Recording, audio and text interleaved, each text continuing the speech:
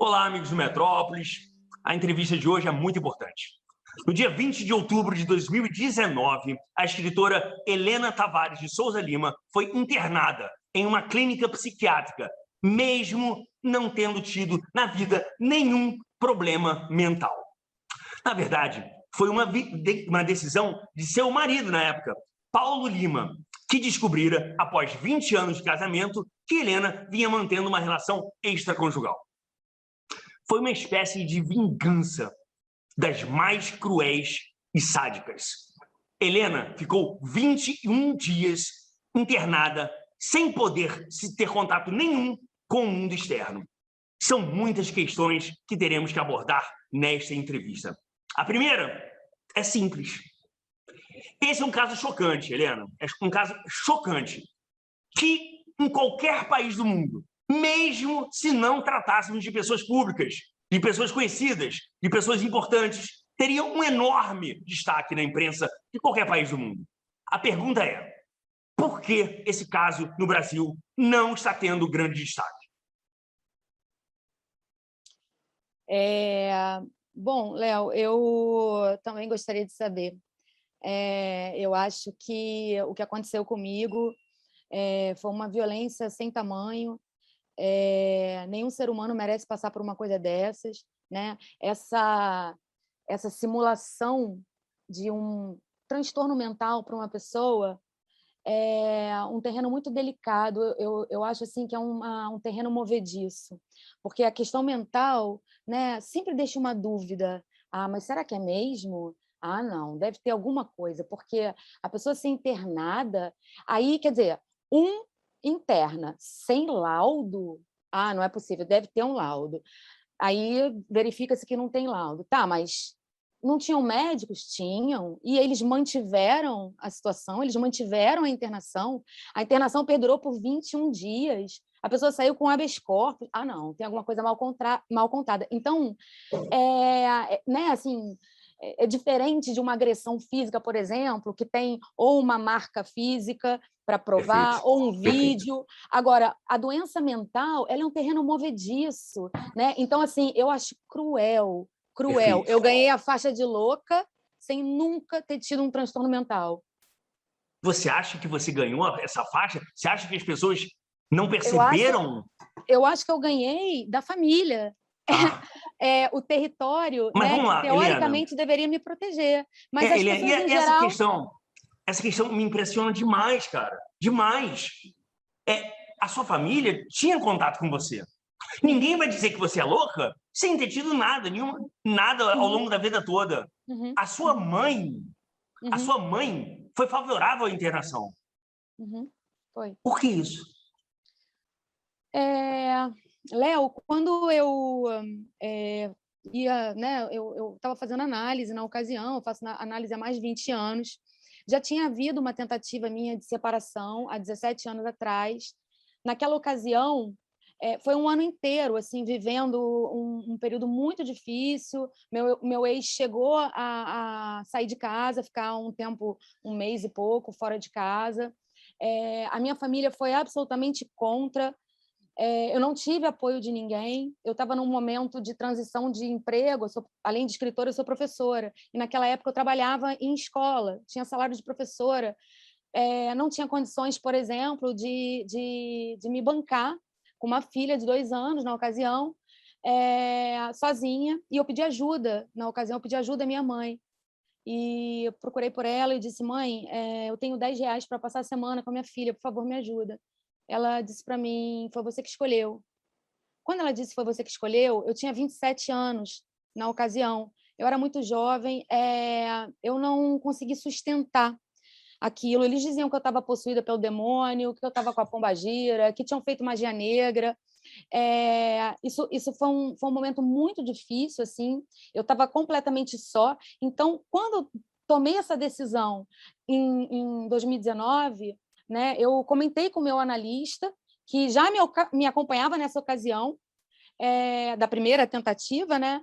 Eu disse para ele, eu falei: Manuel, a minha separação vai ser a Terceira Guerra Mundial, porque eu sei que não vai ser uma separação só do ex, mas da minha família toda, e principalmente da minha mãe, por ser uma família Nossa. conservadora, por ser uma família que acredita no felizes para sempre e no até que a morte nos separe, ainda que isso não inclua a felicidade. Acontece que eu acho que eu sou bem diferente disso. Assim, eu digo assim que, na minha análise, né, que eu me sinto na família a portadora do incômodo. Eu, Nossa. Helena, sou a portadora do incômodo, Nossa. porque eu falo de coisas que são tabus, eu coloco na mesa, né, situações que as pessoas normalizam, e eu acho que a gente tem que tratar como normal aquilo que é normal, e a gente tem que tratar da forma que for o que é de outro âmbito, né? Então é mais ou menos isso. Assim, eu me sinto a portadora do incômodo. Eu sabia que eu não teria esse apoio e eu não estava enganada. Realmente eu não tive, né, o apoio de ninguém da família e continuo não tendo, mesmo quase 2 anos depois, né? Você não tem contato algum com a sua mãe? A última vez que eu vi minha mãe foi na porta da Cliff, né? A A Cliff clínica é a clínica onde a Helena foi internada. A Cliff, onde eu fui para quem não internada. conhece, é uma das clínicas mais famosas do Rio de Janeiro, caríssima, e onde as famílias mais abastadas internam que pessoas que têm reais problemas lá, né? Exatamente. E, bom, E foi na porta da Cliff. eu saí no dia 10 de novembro de 2019, após 21 dias, com habeas corpus, e a última vez que eu vi minha mãe, então, foi protestando contra a minha saída. Hã? Ela protestou, ela tem uma filmagem, inclusive, em que ela está reagindo contra a oficial de justiça, discutindo a oficial de justiça com uma liminar, e ela discutindo com a oficial de justiça contra a minha saída. Obviamente, eu saí porque aquilo era um habeas corpus. Então, não era uma situação de a minha mãe me botar de castigo, né? Era algo um pouco mais grave. Gente. Eu, com 45 anos, uma mulher de 45 anos, passando por uma situação bizarra daquela. Então, a última vez que eu vi minha mãe foi nesse dia, porque eu acho que, independente do dia de amanhã, a gente tem uma questão jurídica para ser tratada Claro, claro, antes de claro. qualquer outro assunto, assim, antes de qualquer bom dia, sabe? A gente tem uma questão jurídica seríssima para ser tratada. Seríssimo, seríssimo. E aí, falando dessa questão jurídica, eu queria entender.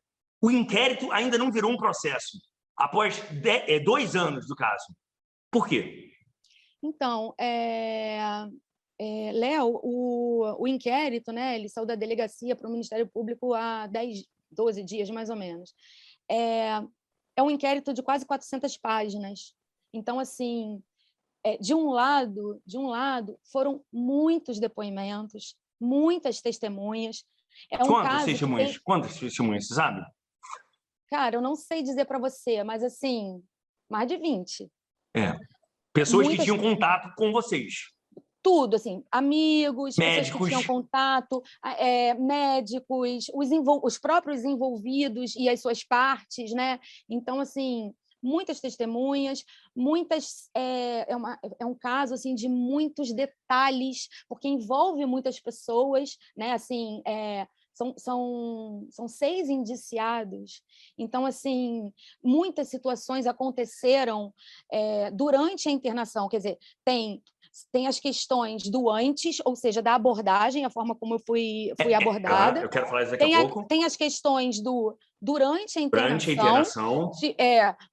tentativa de me dopar, tentativa de me convencer a desistir da separação, tentativa de me fazer assinar, na hora de ir embora, na frente da oficial de justiça, uma tentativa de me fazer assinar a minha internação voluntária e imediatamente a minha saída voluntária. Claro! E aí, assim, aí você livra completamente a culpa da clínica. Exatamente. E ainda os desdobramentos posteriores, né, e as situações, principalmente de ataque moral, né, que permanecem até hoje. Então, assim, eu acho e ainda teve uma pandemia no meio. Então, é uma situação muito complexa. Agora, sinceramente, assim, eu não sei se o que eu estou falando é uma bobagem, se pode ter algum fundamento, ou se é só achismo da minha cabeça. Eu acho muito estranho, porque tem muita gente poderosa envolvida. Então, eu acho que teve... que pode ter acontecido. Isso aí eu estou falando é o que eu acho. Há interesses de muita gente poderosa. Mas eu acho que, exatamente, que isso pode ter sido protelado por vamos empurrar mais um pouquinho, vamos ver o que acontece, vamos ver se dá para rolar algum tipo de aproximação, ainda que o processo continuasse, porque continuará, uma vez que é de âmbito do Estado, né? O Ministério Público é que está à frente. Mas eu acho que pode ter tido algum tipo de tentativa de empurrar e protelar e deixar o caso quieto e com o tempo cai no esquecimento. Essa é a questão, né? Com o tempo cai no esquecimento. Sim. Eu estou muito chocado. Né, tem uma pandemia que aí também no meio, óbvio, e tudo mais. Que há outras prioridades, né? Sim. Mas aí a pandemia já está acabando, graças a Deus. Olha, Helena, só para dizer que eu estou muito chocado, muito com essa história da sua mãe. Cara, isso para mim é um filme de horror, tá? É um filme de horror. Eu nunca imaginei isso, não.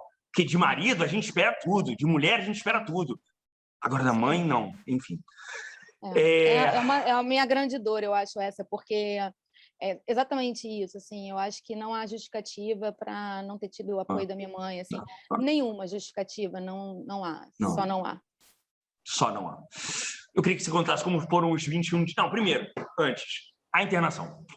O dia 20 de outubro, não é isso? 20 de outubro de 2019. Como foi? Então, Léo, né, como você falou no começo sobre o pedido de divórcio e a relação que eu estava, né, que eu iniciei, eu só queria esclarecer que assim foram entre o pedido de divórcio e a internação foram mais ou menos 3 semanas. Né? Era a segunda vez que você tinha pedido divórcio, né? Anos antes, né? Isso foram, né? Essa situação primeira que eu relatei foi há 17 anos atrás. Tá. E aí agora, né? Quer dizer, em 2019, em setembro de 2019, eu pedi o divórcio. Eu me envolvi com outra pessoa que é o meu namorado, Alexandre, que é meu namorado ainda, né? Esse envolvimento ele aconteceu numa semana que o meu ex estava fora, ele estava fora do Brasil fazendo uma viagem. E aí, isso foi durante uma semana, quando ele voltou, eu sabia que eu tinha um problema para resolver. Então, assim, se você considerar que eu era uma mulher casada no papel, dá até para chamar de uma relação extraconjugal, dizer que o Alexandre era meu amante. Se você considerar que no dia que eu beijei o Alexandre, 6 dias depois, quando eu reencontrei o meu ex, 6 dias depois, e que eu fui conversar com ele, pediu o divórcio, e ele nunca, depois de ter começado a relação com o Alexandre, nunca mais a gente teve nada. Então, nesse caso, não daria, por exemplo, para dizer que eu mantive 2 relacionamentos, porque eu não mantive, só porque eu não mantive. Eu continuava casada no papel, né? Não tem problema, eu só estou esclarecendo mesmo. Eu quero também que fique claro que não há um demérito aí, não. Entendeu? Você é uma mulher livre e faz da sua vida o que você bem entender. Sim. Não, da minha parte também. O que eu ia dizer é que eu não teria nenhum problema em dizer assim, eu me envolvi com outra pessoa, fiquei casada e tive um relacionamento extraconjugal. Não tem nenhum problema para mim, assim, porque o que aconteceu não é de âmbito moral, não é um debate moral, né? É um debate jurídico. Então, assim, o que o ex, a minha família, as pessoas em geral vão achar se eu sou linda, gente boa, doida, piranha, certinha, linda, recatada e do lar. Não me interessa, porque o debate não é moral, o debate é jurídico, né? Mas como a gente está aqui num papo super sincero e franco, né? Que é o único lugar que eu sei estar, eu só sei estar nesse lugar. Então, por isso que às vezes eu mesmo me preocupo com as coisas que eu vou falar, porque eu só não sei não ser franca, sabe? Então, é isso. A gente começou a namorar, eu e o Alexandre, numa segunda-feira. O ex chegou no sábado, eu pedi o divórcio no próprio sábado. vale dizer que eu não terminei o casamento por causa do meu namoro. Por causa do Foi Alexandre, a própria falência da relação. Eu terminei o casamento porque eu não estava mais feliz. Inclusive, eu estava me preparando para esse momento, né? Tanto que eu disse para você que eu sabia que o meu divórcio ia ser a Terceira Guerra Mundial. Bom, ele chegou da viagem, a gente conversou, eu pedi o divórcio, eu disse que não estava mais feliz, que ele era e seria sempre um homem muito importante na minha vida. Isso continua valendo, a importância só mudou de aspecto. De aspecto, exatamente. Mas eu disse isso para ele, principalmente pelo fato da gente ter 2 filhas juntos, né? Foram 3 semanas muito tensas, a coisa começou a caminhar para algum tipo de violência psicológica do tipo, ele disse para mim algumas vezes, você vai se separar, você vai morar onde? Eu vou alugar um apartamento. E quem vai ser seu fiador? Você sabia que tem que ter um fiador para alugar o seu apartamento? Aí eu falei, sabia. E quem vai ser o seu fiador? Você acha que vai ser, algum dos seus irmãos vai ser o seu fiador? Eu falei, eu não sei quem vai ser, mas eu vou resolver tudo. Eu vou resolver. Fora, assim, que nesse período também teve situações assim de... Ele me xingou, aí ele me xingava num dia, no outro dia ele pedia para eu casar de novo, fazia vídeo com fotos, casa comigo de novo, e eu falando, cara, você não está entendendo, assim, eu não estou em dúvida, eu estou firme na minha decisão, eu não quero mais, não tem mais tentativa. Depois de 24 anos, a gente já fez tudo que era para fazer, sabe? Assim, já tentou tudo que tinha que tentar, já foi. Enfim, eu encarei isso, inclusive a questão violenta, assim, acho que a violência, a mulher, ela não se dá conta da sutileza da violência que ela passa, a ponto de não perceber que determinada atitude ou determinada fala é uma forma de violência, né? O que eu quero dizer é que a violência é progressiva. O que aconteceu comigo foi o final de um processo e de um histórico de algumas atitudes que hoje eu reconheço como atitudes violentas, né? E aí esse histórico culmina com uma internação, né, que aconteceu então da seguinte forma: eu estava dentro da minha casa, no meu quarto, escrevendo no computador e sozinha, né? Houve uma armação, assim, né? Uma articulação para que eu estivesse sozinha. A minha filha estava comigo, a mais nova, e eu tinha combinado com ela, ela tinha um trabalho da escola para fazer na casa de uns amigos, e eu deixaria ela para fazer o trabalho depois do almoço, e eu seguiria para almoçar com o Alexandre, estava tudo combinado. Era um domingo, quando a minha filha chegou e disse: mãe, meu pai me ligou e me convidou para ir na feira da Urca, com ele, e eu vou lá. Aí eu falei: minha filha, mas você vai comer pastel na feira? Está na hora do almoço, você tem que comer antes de ir para o trabalho, que você vai fazer na casa dos seus amigos e tal, né? Que era o combinado, eu ia levá-la. E aí ela disse: não, parece que agora tem um macarrão tipo espoleto lá na feira. Aí eu falei: então tá, você vai almoçar na feira? Aí ela falou: ele está vindo me buscar. Eu falei: então tá bom, então eu já estou pronta, estou te esperando. Quando você assim que você chegar, que você já tiver almoçado, a gente parte. E aí eu fiquei só. E aí, mal ela saiu, eu estava lá sentada na minha escrivaninha escrevendo, quando eu olho no corredor, vem vindo uma mulher que eu conhecia, que é a esposa de um dos melhores amigos do meu ex. Quando eu vi, eu já entendi tudo. Ela e 2 homens desse tamanho. Você entendeu que era uma situação de perigo? Não entendi o que ia acontecer. Entendi o que ia acontecer, porque já vinha, né, toda uma pressão psicológica muito grande da família, né, em cima de mim, dizer mas que você como tem... Deixa eu entender, a sua família chegou a falar em internação antes? Não, ninguém falou em internação. Se tivessem falado, eu tinha metido o pé muito antes de alguém aparecer dentro do meu quarto. o que a família estava fazendo era um movimento tipo, o que está acontecendo? Você está muito diferente. Sim. Volta, Helena, volta. Escreviam isso para mim, volta, Helena. Tipo, ela tá doida, agora inventou esse negócio de separar, porque, não, né? E a outra questão que eu queria também abordar isso, que eu li, que parece que você, os escritores de livros infantis, e houve uma mudança nesses últimos meses de casamento, e isso apavorou a todos. Conta aí pra gente. Isso está dito em depoimento,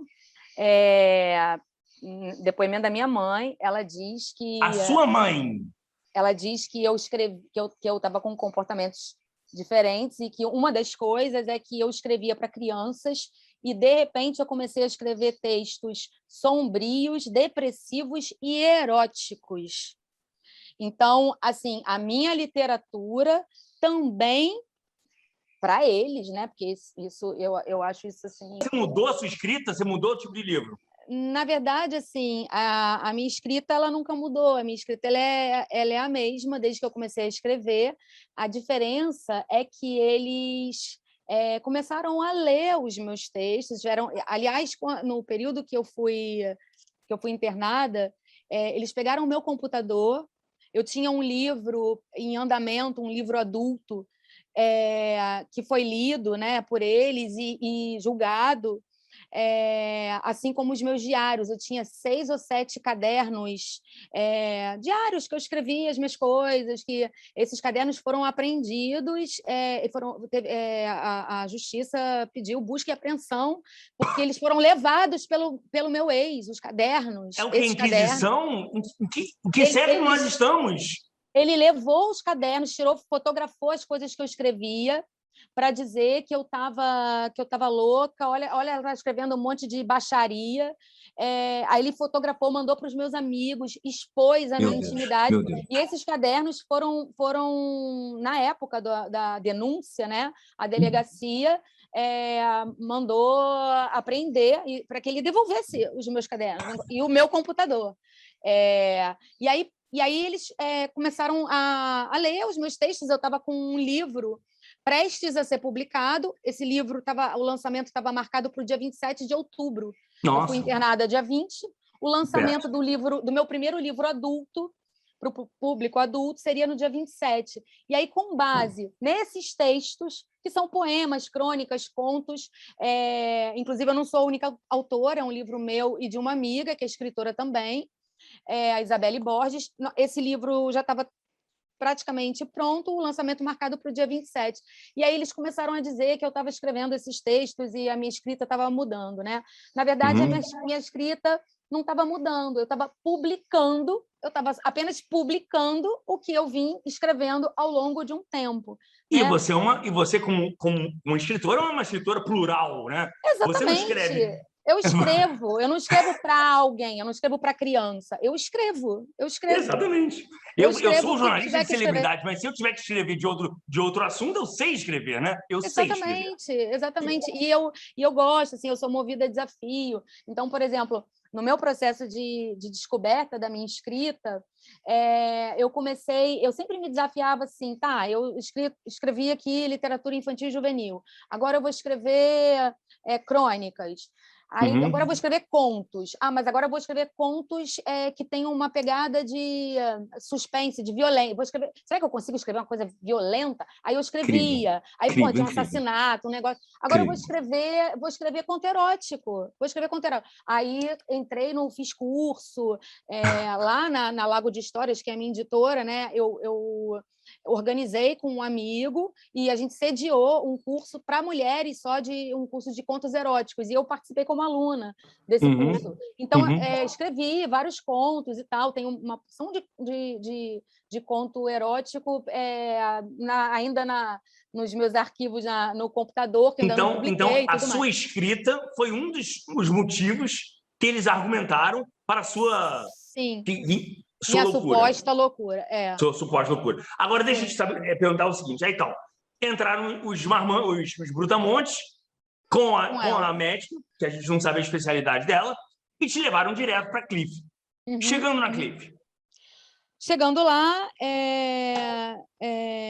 assim, vale dizer que eu não sabia para onde eu estava indo, né? Eles não falaram, você vai ser internada, não. Ninguém falou nada. Não, a médica sequer conversou comigo e eu disse, você não pode me internar. Se eu me internar, por quê? Ela disse, porque você responde afirmativamente a um questionário de hipomania. Ela me deu um diagnóstico sem conversar comigo. Aí eu falei, hipomania? Mas que questionário é esse? E quem respondeu essas perguntas? E aí ela disse que tinha sido o ex.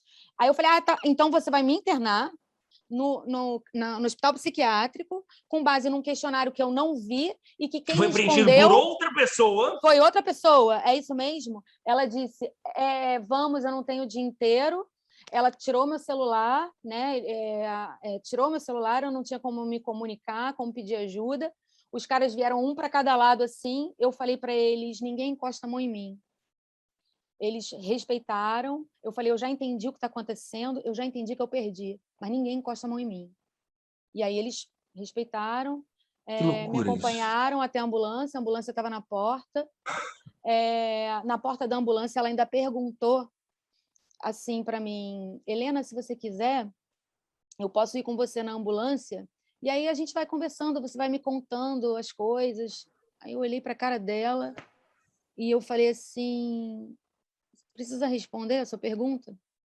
Aí ela virou as costas com a bolsinha dela e foi embora. Eu fui com o cara, né, com um acompanhante, contei para ele assim, em 10 minutos a minha vida e o que estava acontecendo, a minha tentativa de me divorciar e o meu envolvimento com o Alexandre. Quando eu acabei de contar, ele virou para mim e falou assim, não, eu estou vendo que você não está em surto, mas isso acontece muito. Às vezes a família inteira está doente e escolhe um para pagar o pato. E eu falei, então, pelo amor de Deus, me ajuda. Esse cara foi encontrado, ele foi chamado para depor na delegacia, e ele disse exatamente isso que eu acabei de falar para você, tá no depoimento dele. Ele disse que falou textualmente para mim que ele viu que eu não estava em surto e que às vezes a família está doente e escolhe um para pagar o pato. E que ele não pôde me ajudar. Confirmou. O acompanhante, né? O motorista, eram dois. O motorista e o acompanhante, esse que estava comigo. Ele traz uma informação também muito surpreendente, que é frequente isso, né? Que essa aberração é algo que acontece... Exatamente. O que ele disse isso acontece. Isso acontece. Chegando na clínica, Chegando na clínica, veio uma enfermeira, ela disse que eu precisaria soprar o bafômetro, que eu obedecia. Depois ela disse que eu tinha que coletar a urina para fazer um exame toxicológico, que foi feito também. Todos o bafômetro, esses exames, depois o psiquiatra disse que deram negativo. Ela disse que eu ia ficar nua e agachar 3 vezes. Nua. Que eu tinha que ficar nua. De cócoras. Nua, de cócoras. Revistou meu cabelo para ver se eu portava drogas. Eu disse que eu não era usuária de drogas, mas ela disse que era um procedimento de praxe, né? Depois eu me vesti, ela entrou e foi comigo até o meu quarto, me mostrar. O meu quarto era numa ala no primeiro andar, que é de homens e mulheres. Eles fazem uma espécie de divisão, rastreamento ali, né? Você fica um tempo ali para eles em observação. Avaliarem.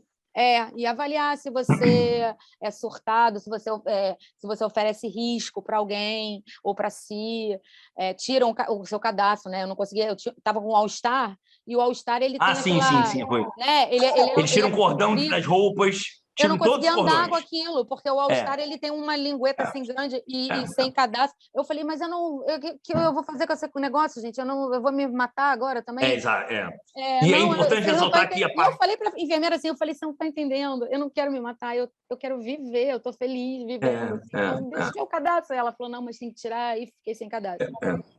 É importante ressaltar o seguinte, nesse tempo que ela passou na Cliff, ela não teve contato algum. Não é permitido nenhum tipo de contato com o mundo externo. Ela não tem acesso à internet, ela não sabe o que está acontecendo no planeta. É basicamente isso, né? É exatamente isso. É impossível é impossível você conseguir pedir socorro, por Que é exemplo. impossível. É É impossível. impossível. Não tem acesso, né? Eu estava sem celular, não tem um computador, não tem nenhum tipo de acesso a meio de comunicação, e tem um telefone que fica dentro do guichê da enfermaria, né? Uhum. Que é trancado e que tem que ter autorização do médico. O médico deixou anotado no prontuário que eu não tinha autorização para usar o telefone. Eu tive Não. autorização. Eu Eu tive acho que eles permitem a poucas pessoas usar uma vez por semana, né? Na verdade, assim, o período que eu estava lá, as pessoas que conviveram comigo, assim, muitas delas tinham autorização para ligar, para usar o telefone, Sim, até sim. porque eram voluntários, então, Muitos voluntários e outras né? coisas. E assim, depois de muito tempo na clínica, tem gente que está lá tem muito tempo, né? Sim, sim, sim. É. Então, assim, tinha autorização. No meu caso, eu não tinha, eu tive uma autorização para depois de insistir muito para ligar para a minha editora, né? Eu queria falar com a minha secretária, e eu tinha certeza que ela ia me ajudar, assim, eu tinha certeza. Eu falei, não, eu vou ligar, se ele deixar, eu vou falar para o médico, porque eu preciso muito falar com ela, e precisava mesmo, tinham questões de Do livro, do ordem. lançamento do livro. Tinha um lançamento em uma semana, assim. Uhum. E aí ele deixou, tipo, sei lá, 5 dias antes do dia do lançamento, ele deu uma autorização, só que quando eu liguei para ela, Aninha, é Helena, e ela, oi, queridona, não sei o quê, e eu falei, pelo amor de Deus, me ajuda, eu estou presa num hospital psiquiátrico. E ela começou, eu não estou ouvindo direito, a Nossa ligação está Senhora. horrível. Aí eu, caraca, não é possível. Aí eu falei assim, Ana, pelo amor de Deus, eu preciso do telefone, eu preciso de um telefone, você me ajuda. E ela, o computador não está ligando, o celular da Lago de História está descarregado. E aí eu falei para ela, cara, a ligação vai cair em 5 minutos, por favor, me É um ajuda. filme de horror isso. Isso é um filme de horror, Helena. A ligação caiu em 5 minutos e eu entendi que ela estava, pelo menos espiritualmente, comprada por todos e que ela não iria Nossa, me gente. ajudar, sabe? Assim, ali acabou, falei, cara, agora Helena, como deve ferrou ser para mim. difícil para você confiar nas pessoas, né? Pô, eu vou te falar, assim, depois disso, eu tô assim, um olho no padre, um olho na missa o tempo todo e assim, Léo, sem brincadeira, isso eu aprendi com essa internação. A gente só tem uma pessoa na vida assim para contar, uma, é a Quem? gente mesmo, Só. é a gente, mas Verdade. ninguém. Assim, eu, né, naqueles 21 dias que eu passei ali, eu tenho plena consciência disso, né? Eu tive ajudas muito importantes, né, para sair dali, mas quem se salvou daquela situação fui eu. Na medida que eu me mantive sã, na medida que eu me protegi e que muitas vezes, por exemplo, eu conseguia cuspir os remédios e jogar na privada e não tomar, na medida que eu... Porque eles checam, né, Helena? Eles checam para ver se você engoliu, né? Sim, sim, É. sim. Em alguns momentos eu consegui enrolar a enfermeira, em outros não. E teve uma vez, inclusive, que eu passei, sei lá, ela me deu um remédio que eu não estava acostumada, que eu acho que a internação estava caminhando para uma tentativa de me dopar direto. E aí, realmente, eu ia ficar parecendo a louca, porque eu ia Aí, ficar igual um zumbi se você naquele... parecesse anestesiada da Exatamente. vida, O zumbi qualquer no pessoa pátio. acredita que você tá louca. Aham, aham, aham. Aquela cara apática, né? Então, Sim. assim, eu fugi muito dessa coisa da medicação, mas teve uma vez que a enfermeira mandou abrir a boca, eu tive que engolir. Eram tipo 9 da noite de um dia, eu acordei às 4 da tarde do outro dia. Nossa. Assim, zumbizada totalmente, sabe? Claro, demora. O corpo demora muito. Pô, O que eu quero saber também é o seguinte: lá você não obteve ajuda, dentro da clínica, você não teve ajuda de ninguém, nenhuma alma boa te ajudou ao perceber que você não era daquele espaço, não deveria estar ali, te ajudou ou fez um contato mais importante com o Alexandre. O Alexandre sabia que você estava internada? O Alexandre ficou 21 dias me esperando para almoçar. Ficou 21 dias me esperando para almoçar. Que horror. Ele achou que você tinha terminado com ele, provavelmente. Ele foi à delegacia, ele foi à delegacia no mesmo dia, assim, ele falou, Helena, se tem uma coisa que você é pontual, assim, quando deu 40 minutos que você não chegava e não atendia o celular, não sei o quê, ele foi para a delegacia. Ele sabia que né, eu vinha relatando algo grave aconteceu. E a pressão que eu estava sofrendo, ele vinha acompanhando. Então, ele foi para a delegacia, a 19ª, ele foi registrar a queixa, ele conversou com a delegada do plantão do domingo, e ela disse para ele, ela falou, cara, vamos esperar mais um pouco, muita coisa pode ter acontecido, ela deve ter voltado para o ex, ela deve ter voltado para o casamento, e ele falou, cara, eu sabia que não era isso, eu sabia que tinha acontecido alguma coisa, mas o que eu ia fazer? Aí, no dia seguinte, ele teve a grande ideia de procurar o Manuel, que era o meu analista, e pelo Manuel, ele soube que, sim, tinham me internado, só que o Manuel disse que não sabia onde eu estava. Então, ele soube que isso tinha acontecido, mas ele não sabia onde eu estava. E, respondendo sua pergunta, com 15 dias de internada, né, eu fiz amizade com as pessoas lá de dentro, eu conheci pessoas maravilhosas que estavam internadas, pessoas que realmente estavam passando estavam numa luta, que estavam numa luta, né? Que tinham uma luta real. Tinham, sei lá, várias adolescentes assim que tinham passado por coisas graves, e tinha tanto na parte da dependência química quanto na parte da psiquiatria. Sim. É uma mistura entre dependentes químicos, tratamentos químicos e gente com tendência a suicídio, depressão. Exato. Tal. Eu estava na psiquiatria, né? Mas eu convivia com todos, inclusive com os dependentes químicos, fiz belas amizades que permanecem ainda, pessoas sobreviventes desse mundo ao contrário, que eu acho, sabe? Sim. As pessoas que se envolvem ou com né, os dependentes químicos, ou com substância, ou as questões psiquiátricas, o que for, assim, eu acho que são pessoas que têm não suportam a violência, a intolerância e uma série de outras coisas assim presentes no mundo. Eu acho até que é um sintoma, isso para mim é um sintoma de saúde, sabe? Você não se acostumar com as barbaridades, sabe? Então, assim, eu tenho um profundo respeito pelas pessoas que estavam ali, que eu conhecia. Se tem ser humano no mundo, se eu posso chamar de ser humano, ali eu conheci seres humanos, né? E uma das pessoas que estava lá, que era acompanhante de uma adolescente, uma mulher, né, psicóloga, que estava como acompanhante da filha, ela um dia virou para mim e falou, Helena, eu não aguento mais essa injustiça, eu quero te ajudar.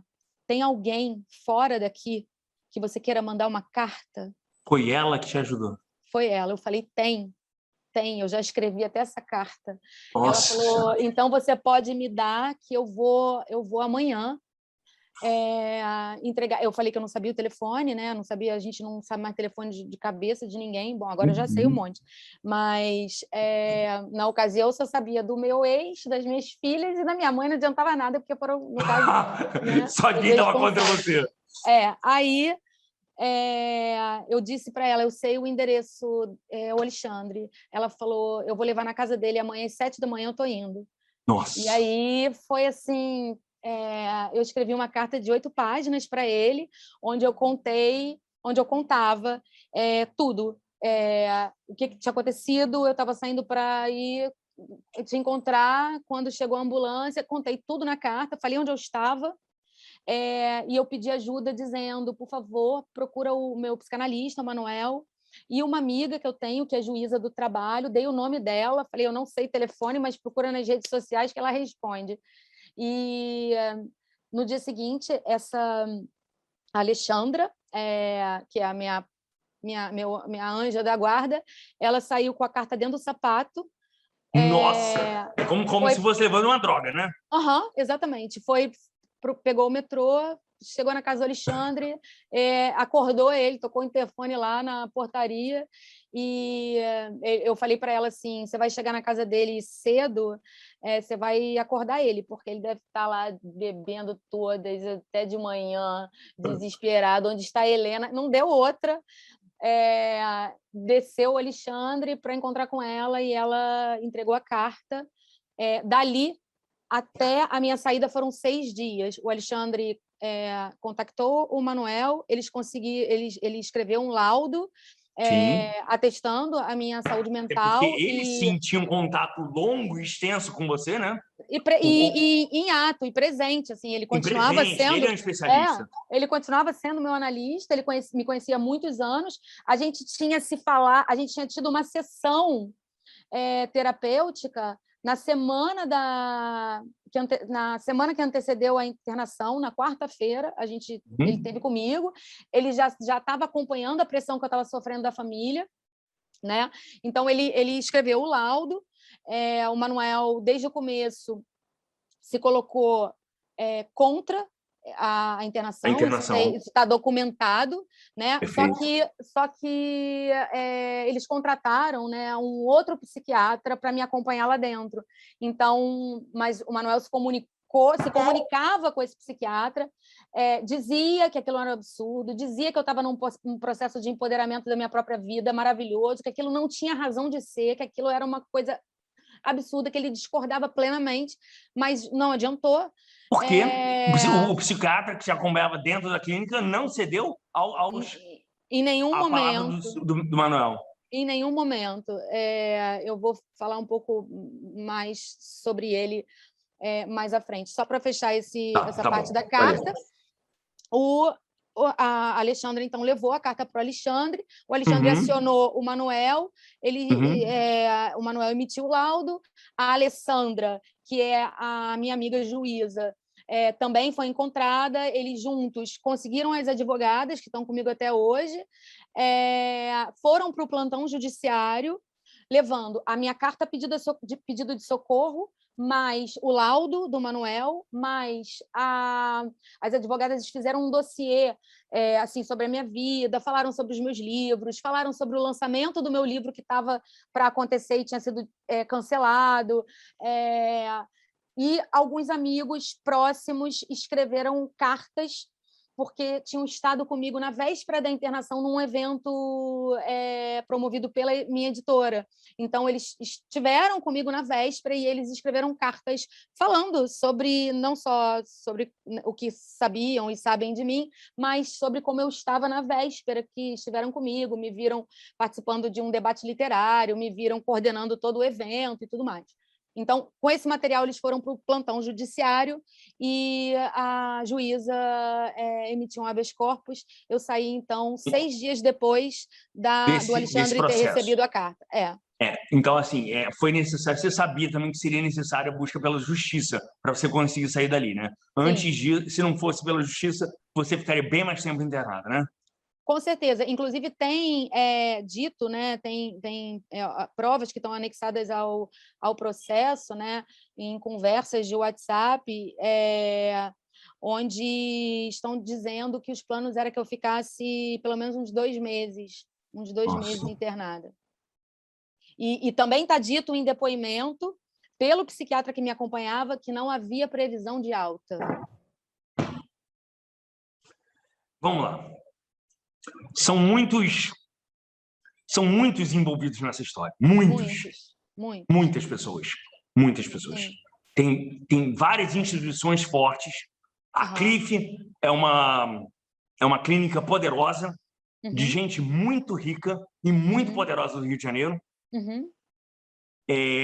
O seu ex-marido é presidente de uma das maiores gravadoras do Brasil. E você está movendo uma ação contra todos eles. Você acredita que vai vencer? Léo, boa pergunta. Eu acredito na justiça, né? Mas, na verdade, assim, o que eu acho que eu queria te dizer é que eu não estou muito preocupada com o resultado, sabe? Eu estou estou preocupada, assim, é lógico que a gente quer, é lógico que eu quero que né, os responsáveis sejam responsabilizados, que a verdade seja restabelecida, mas, assim, o que eu estou fazendo de verdade é o que eu acho que eu preciso fazer, sabe? Esse é o meu compromisso é comigo. Eu não ficaria calada. Eu disse, enquanto eu estava internada, para todos eles. Eu disse para minha mãe, eu disse para o meu ex, eu disse para os médicos, eu disse em todas as sessões terapêuticas que aconteceram lá para os psicólogos, eu disse para todos, quando eu sair daqui, eu não quero estar na pele de vocês, porque eu vou denunciar todos pelo que vocês estão fazendo. Isso é um absurdo, isso é criminoso.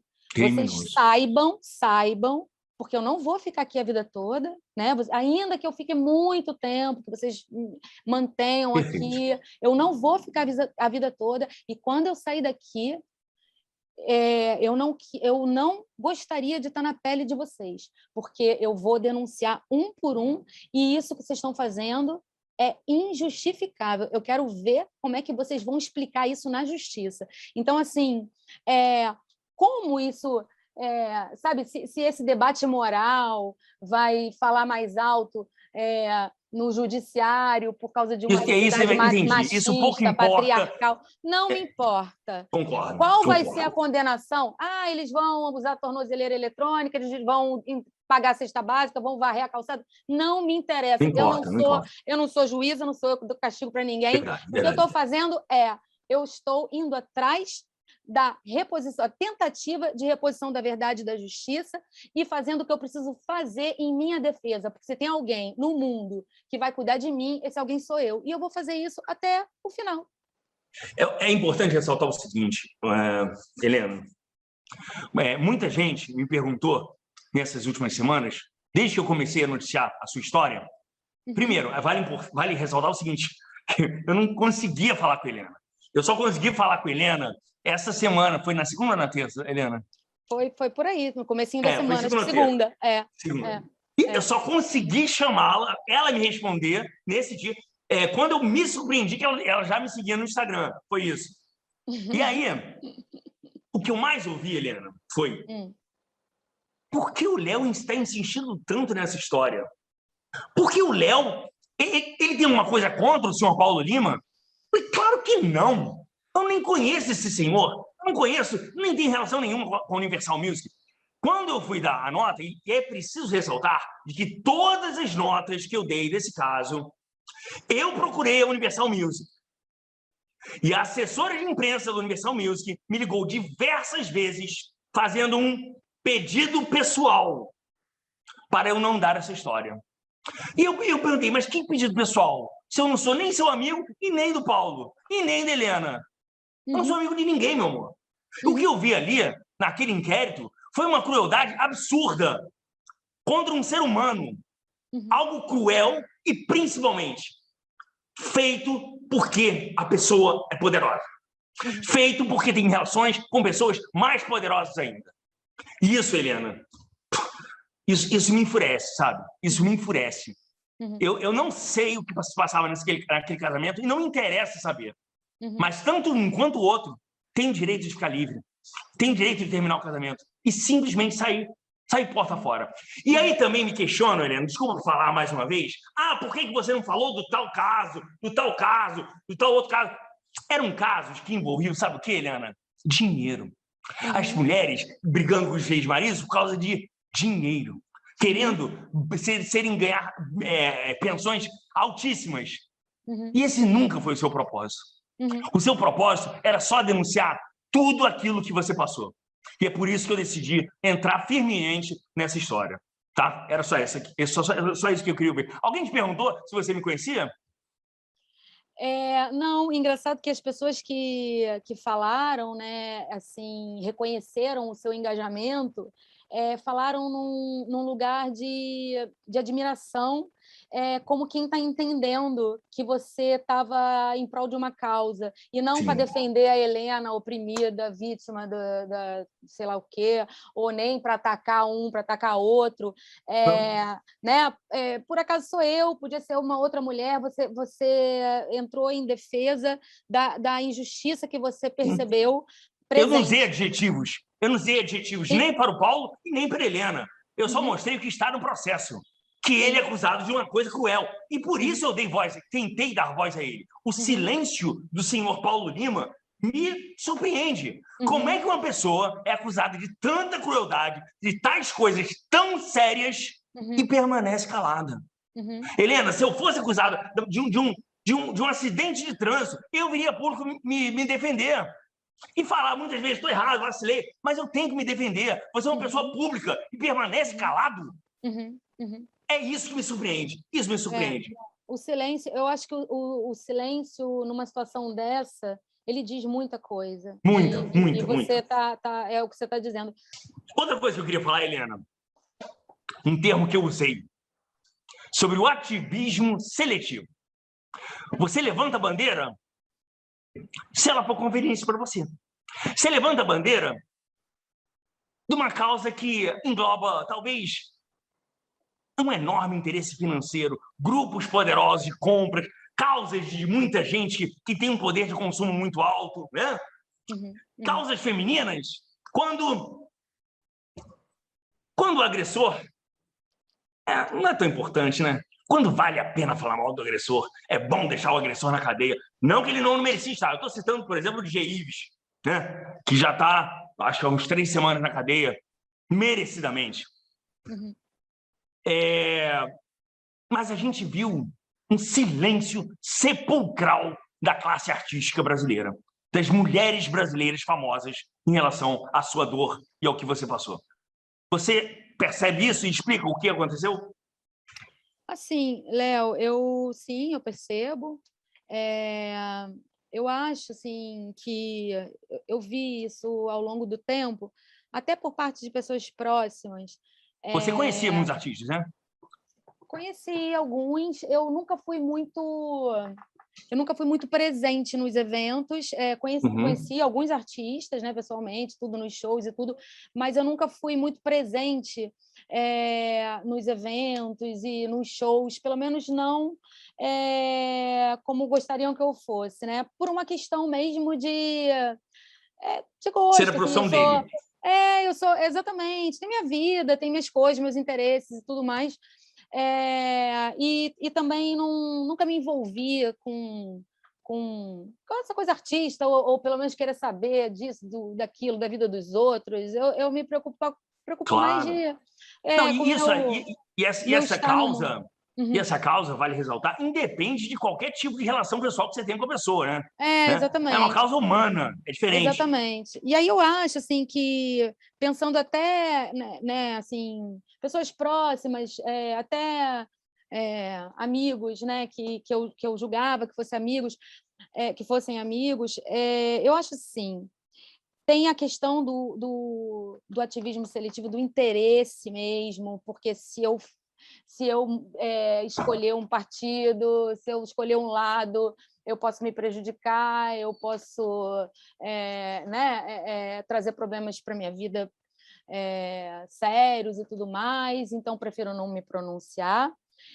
Tem os interesses daqueles, né, dos sanguessugas que estão sugando os benefícios, e aí eu estou falando mais assim de pessoas que se dizem amigas e que estão mais próximas. Por exemplo, na época que eu era casada, se aproximavam do casal para ter benefícios, para poder ir para o camarote, para poder, né, coisas desse tipo. E tem também as pessoas que até dizem, não, olha, eu estou do seu lado, né? Por exemplo, para mim, mas ficam em silêncio porque Claro. tem medo de se pronunciar, tem conte medo... comigo para qualquer coisa que não seja pública. Exatamente. Qualquer coisa dentro da sua casa, conte comigo. Tem medo de se comprometer, tem medo de assumir um posicionamento, né?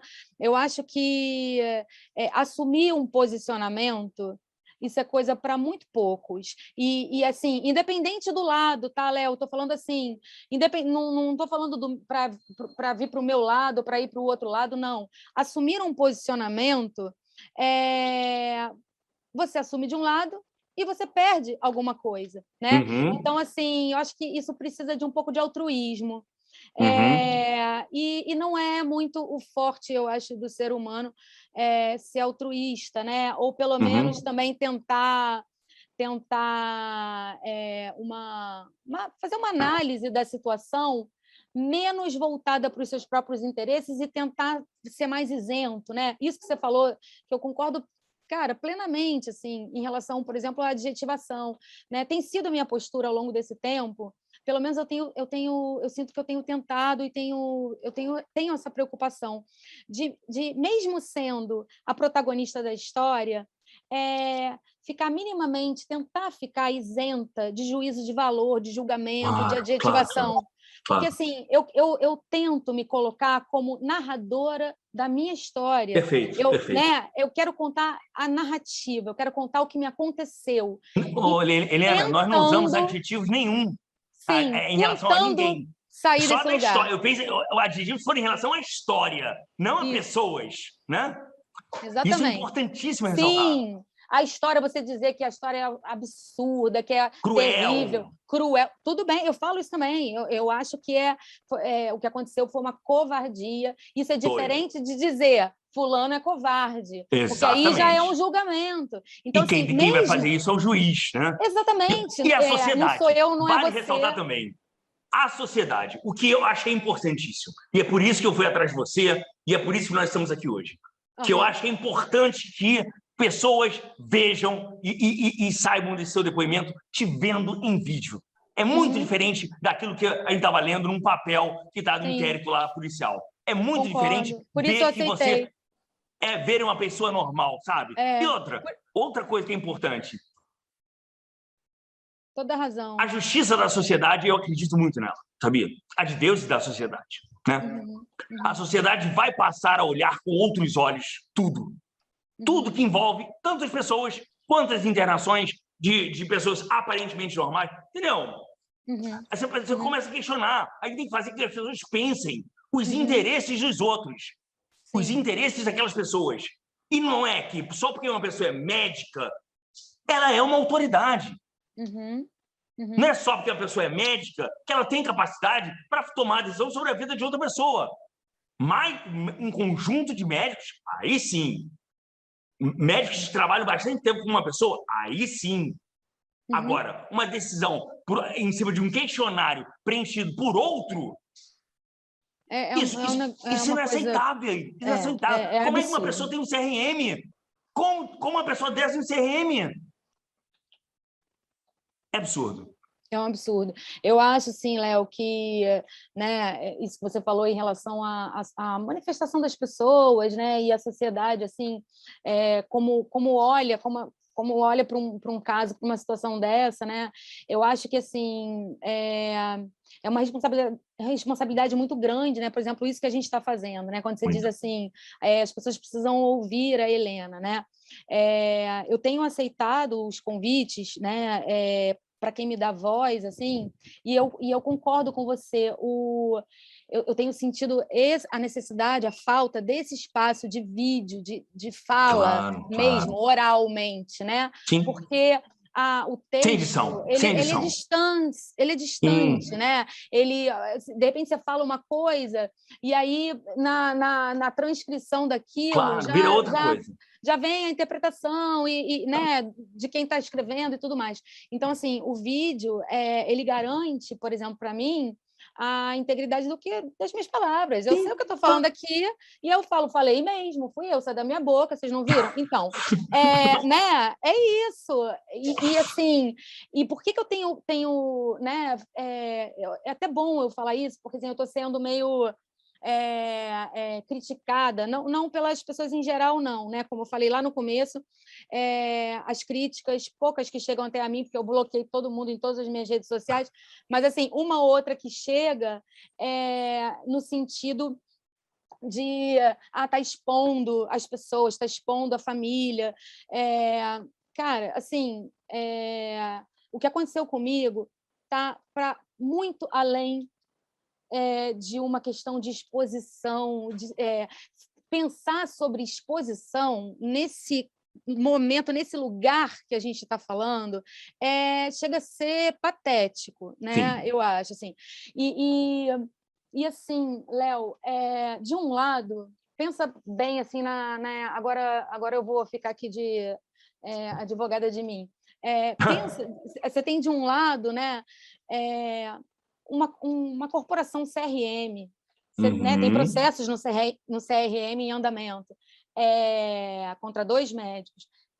Você tem a Sociedade Brasileira de Psiquiatria, com médicos, Seríssimos. como disseram, né, lá atrás, que contrataram para me acompanhar, bambambãs, né? Então, os bambambãs da UFRJ, da Sociedade Brasileira de Psiquiatria. Você tem uma clínica de milionário, você tem pessoas importantes né, no mercado como um todo, ocupando cargos de relevância. E você tem, do outro lado, uma mulher tentando dizer: alguém me ajuda, me colocaram dentro de uma ambulância, sozinha, dentro de uma ambulância, me levaram para um hospital psiquiátrico, me largaram lá dentro incomunicável, eu saí de lá porque eu mandei uma carta pedindo socorro, a justiça entendeu que eu estava em sofrimento e que aquilo era um absurdo. Eu já tenho uma sentença, eu tenho uma sentença de habeas corpus. O habeas corpus ele vira um processo. Há uma sentença transitada em julgado. O que é isso? Não cabe mais recurso, afirmando a ilegalidade da minha internação. Então, eu preciso, se de um lado tem esse monte de poderoso, do outro lado tem uma mulher que só quer isso aqui, ó, um espaço com uma câmera e alguém que tenha uma escuta e que possa dizer: gente, vamos ouvir o que ela está falando?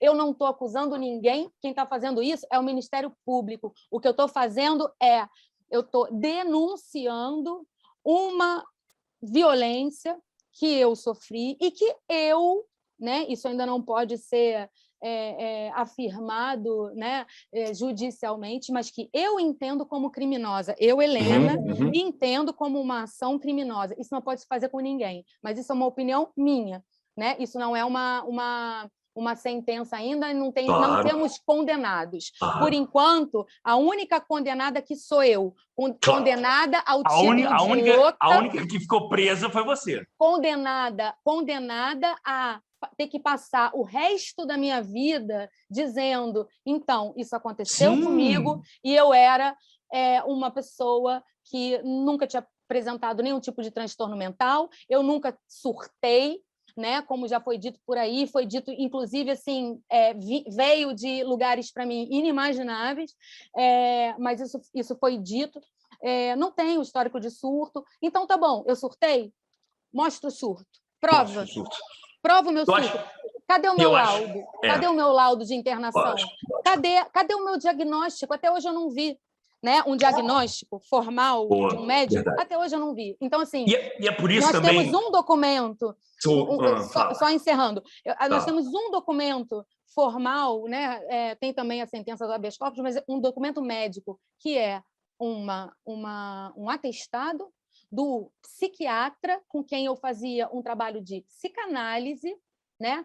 A minha sorte é que ele é um médico, então ele pôde peitar esse circo inteiro. Se ele fosse apenas um psicólogo, talvez ele não pudesse peitar tanta gente. Ele era um psiquiatra. Aí eu estava enrolada, exatamente. Agora, o que é importante dizer também, em relação à clínica Cliff, que nós também questionamos a Cliff, nós também procuramos a Cliff e pedimos uma posição sobre a internação da Helena. Se eles tinham alguma prova, se ela tinha assinado algum documento dizendo que quis estar ali, e alguém dizendo qual era o atestado da saúde mental da Helena. Nós não obtivemos resposta. Eles não falaram conosco. É mais um silêncio. Então, assim, vale ressaltar que depois dessa entrevista aqui da Helena, o espaço está aberto. Quem quiser vir a público falar, a dona da Cliff, é o dono, a dona, o senhor Paulo Lima, a Universal Music e todas as empresas envolvidas. Se a Universal Music quiser se pronunciar, quiser defender o seu presidente, também está o espaço está aberto. Mas eu acho que as empresas têm que pensar 2 vezes nos funcionários que representam ela. É isso o que eu acho e que eu penso. Só para finalizar, que é mais um momento delicado. Suas filhas apoiaram a internação. Eu não quero entrar no mérito, porque eu acredito que eram meninas muito jovens, são meninas muito jovens. E a influência de pai e mãe em determinados momentos da nossa vida é terrível, assim, a gente acaba acreditando. Então, assim, você começa a duvidar de tudo. O seu pai é o bem-sucedido, a sua mãe é escritora, trabalha com humanas, é uma coisa mais difícil de entender. Você quer falar das suas filhas? Léo, eu tenho evitado, né, esse terreno, porque é terreno sagrado para mim. Claro. Mas, assim, está um pouco difícil de fugir disso, porque há efetivamente uma tomada de posição delas. Até hoje. E houve também uma exposição, né, um pronunciamento, vou dizer assim, um pronunciamento público, né, da minha mais velha. Inclusive, nesse pronunciamento, ela dizia que não cabia dizer publicamente o que ela estava dizendo. Então, só que ela disse que não cabia, mas ela estava dizendo. Então, né, é um lugar mais delicado, porque eu fico tentando proteger. Mas isso está posto, né? Mas o que eu queria que você entendesse, que são jovens, sabe? Nós já fomos jovens, né? A gente já foi manipulado. E às vezes a gente tem que admitir os erros. Mãe, eu sei que você sofre, tá? Mas pensa, e não carregue nada ruim contigo em relação a elas. Não carregue. Porque são suas filhas. Porque aí você vai acabar repetindo algo que veio da sua mãe. Você está entendendo? Sim. Eu acho que a única coisa assim que eu acho que eu posso dizer e que, né, a minha relação com as minhas filhas não é isso, não é esse caso, não é essa internação, né? A minha relação com as minhas filhas é uma outra coisa, embora agora esse caso faça parte também dessa relação, uma vez que ele faz parte da história da nossa vida, né? O que eu posso dizer é que a participação delas,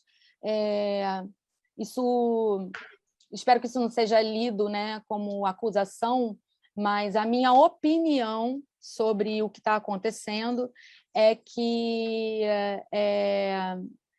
é muito forte a influência, né? Você tem de um lado, Léo, de um lado você tem a mãe, de outro você tem a mãe da mãe, a família inteira da mãe, né? E o ex, né? Então, você discordar desse sistema todo, você praticamente repetir a atitude da Helena, que a Helena sempre foi conversadora. Exatamente. Né? Olha só, olha o que está acontecendo comigo. Olha o que está acontecendo comigo por peitar só a própria vida. Eu estou sozinha. Eu querer que elas estejam no meu barco, que no entendimento delas está afundando, claro. E eu não acho que é o meu que está afundando, não, tá? Mas aí é outro debate. Mas eu querer que elas estejam sozinhas, tipo assim, a gente está contigo, mãe, tá assim, todo o glamour, toda a fortaleza, toda a família, toda a imagem está toda de um lado e eu estou sozinha aqui peitando a minha própria vida. Então, assim, eu com 21 anos e com 16, eu não aguentaria. Então, assim, eu não... É o que eu tenho para dizer sobre elas. Isso inclui dor? Muita, você não tem ideia. Imagina. Muita dor, isso inclui muita dor, mas a gente vai levando. O que é, por exemplo, não queria usar a palavra imperdoável, porque eu vou usar imperdoável porque eu não sou padre para dar perdão para ninguém. Eu ouvi essa frase outro dia, eu falei, vou incorporar, pedir licença para a pessoa e está incorporada. Eu não sou padre para dar perdão para ninguém. O que eu acho imperdoável é a minha mãe não estar ao meu lado. Então, assim, não serei eu a repetir esse Não absurdo, faça. É isso que eu tô sabe? falando, não faça. Então, A questão da sua mãe não estar no seu lugar já é ruim. Quando você me conta que ela foi protestar contra a sua saída da clínica, ali, meu amor, ali eu vi um filme de terror passando na minha cabeça.